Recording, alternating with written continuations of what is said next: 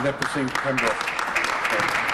Thank you, Speaker. My question is to the Premier. Premier, during this pre-budget period, we've tried to impress upon you how reckless and dangerous your fiscal and electricity policies really are. Sadly, it seems we're not getting through. I know you have enough staff so that every call and every email to your office is screened by a legion of loyal Liberals. Here in opposition, we often deal with those on a personal basis. We hear from constituents in desperate circumstances because their hydro bills are skyrocketing while their incomes are stagnant and the tax burden grows heavier. But this does not seem to matter to you. Ratepayers in this province currently don't know how they're going to pay this month's hydro bill, and where will they be in 5 years when their bills have doubled yet under your failed, disastrous energy policies? Premier. So, Mr. Speaker, I thank the member opposite for the question, and I would say to him that he knows full well that we have worked very hard to reinvest in and rebuild the energy system in this province, Mr. Speaker.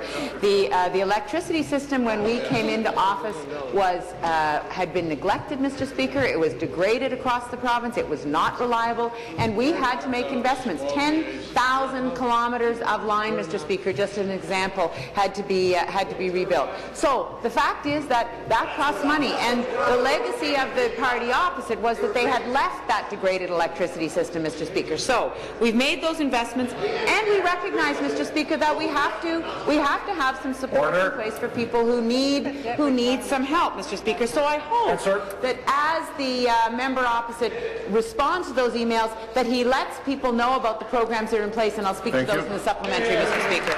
Supplementary. Yes, she conveniently ignores the $50 billion of global adjustment that people are paying in this province. You keep ignoring the $27 billion debt of the Ontario Electricity Financial Corporation like it doesn't actually exist. Your ignorance is bliss mentality won't make the problem go away. Energy rates have continuously increased since your government came to power in 2003.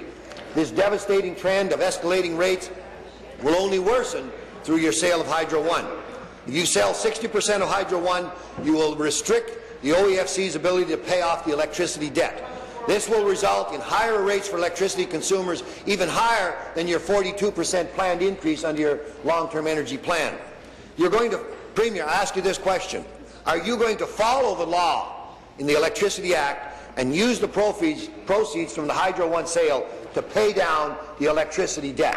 Thank you, Premier. So, Mr. Speaker, so the supplementary has gotten to where this member really wants to go, which is he doesn't believe that we should be taking the tough decisions required to invest in infrastructure in this province, Mr. Speaker. That's essentially what he is saying. But let me go back to the issue of people who need some support. He knows full well that no matter what we do in terms of Hydro One, the Ontario Energy Board will continue to set rates, Mr. Speaker. The Ontario Energy Board has been setting rates. They will continue to set rates, Mr. Speaker. But even in that reality, we know that there are people who need support. So, for example, the Low-Income Energy Assistance Program provides emergency financial support for families and individuals who are having trouble paying their bills. The Save on Energy Home Assistance Program helps consumers save on energy costs by improving the energy efficiency in their homes, Mr. Speaker. The fact is that we recognize that there are supports necessary. We have programs in place, but we are going to invest in infrastructure, Mr. Speaker. Final supplementary. Those programs are nothing but distractions to take people's attention away from the disasters that you've put upon them. Right. Your rushed announcement to sell Hydro One shows you have no plan to protect ratepayers from further increases. You're motivated by a short-term goal to fund your wish list, and in turn have no problem making things worse for electricity consumers, even though they've been hammered since you came to power. You're ignoring the elephant in the room. As rates rise in Ontario and become more and more uncompetitive, you've driven businesses out of the province into the arms of lower-rate jurisdictions and have made electricity unaffordable for the average Minister of Economic Development. It's the ratepayers of this province who have built up the energy assets like Hydro One. Over the decades, they're the ones who need the break today. But you seem determined to double down on your disastrous policies. How much more do the ratepayers of this province have to suffer before you provide real, sustainable energy relief to consumers?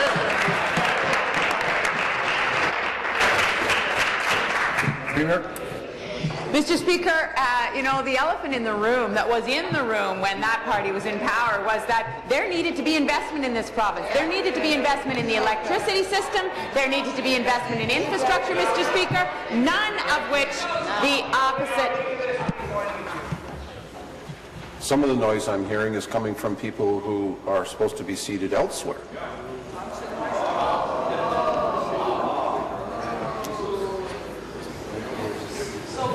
Finish, please.